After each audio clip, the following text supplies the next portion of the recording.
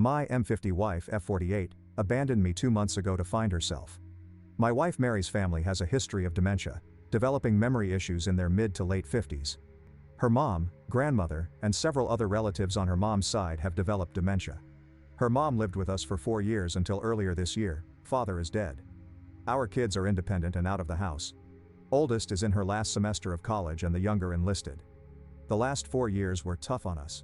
Our kids. Daughter moved for college but moved back for a bit during COVID. And our marriage. Living with someone with dementia is brutal. We had talked a lot the last year about taking the remaining college funds, our regular savings, sell or rent the house. We were ready to downsize anyway. Quit our jobs and travel for a year, or until the money runs out.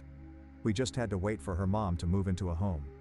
I understand her anxiety about developing dementia, and I was burned out. You live through COVID working remote, a wife working remote, a college and high school student taking remote classes, and a mother-in-law with dementia, and see how you hold up. Space finally opened up, and we were able to move her mom into a care facility. I finally thought I had a chance to breathe. When we moved Mary's mom out, Mary's mental health took huge downward spiral. I went from caring for her mom to caring for her. She felt guilty about putting her mom in a home and had lots of anxiety about developing dementia. Our plan was to start our traveling summer 2024. 2 months ago I get home and she's left a note. My friends call it Exhibit A.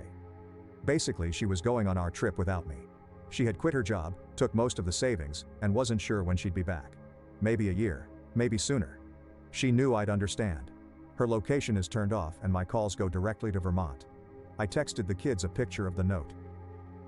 We have our own checking accounts for direct deposits of our paychecks, but we transfer most into a joint account to pay the household bills and savings. We both had access to main savings account. We have joint credit cards we used for household expenses. The 2 cars and mortgage are joint. We both also have our own small savings accounts, our own retirement accounts, equally funded, and our own credit cards for gifts and fun things. I closed all joint cards and accounts. I waited a month to see if she'd come back, hopefully before she spent our savings. After receiving only 1 text the first month, I went to a lawyer. She basically said there was very little to do right now, other than change the beneficiaries of my retirement accounts and life insurance. Yay, my wife gets nothing else if I die alone while she's having our adventures.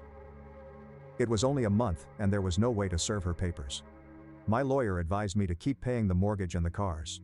The cost of trying to get a judge to approve the sale of joint assets was more than making payments.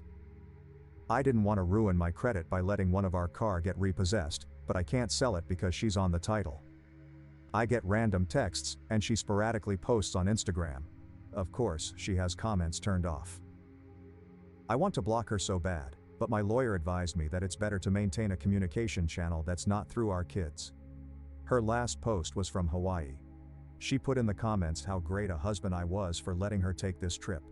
I'm barely making it paying 2 cars, a mortgage, household bills, insurance, hoping there are no emergencies because I have no savings. And she's enjoying our trip. For her. I'm so pissed at her. I helped take care of her mom for 4 years, and her when she fell apart after her mom moved into a memory care home, and she returns the favor by abandoning me. I'll never get to take this trip and have to put off retirement. My only solace is the kids are pissed at her, but they'll probably forgive her eventually. Double F her. I'm no fool, she's hooking up with guys. She looks good, she'll have zero problem getting men. I texted her and asked if she was sleeping around. A week later she responded that she wasn't sure. So, I'm drinking alone on a Friday night, and she's somewhere, probably on a beach, enjoying life. Triple F her. It at 1. My lawyer has given me a bunch of advice and options. It was just way more than I could possibly include in this post. I could definitely push the issue harder, and I might need to at some point. But all that work is very expensive.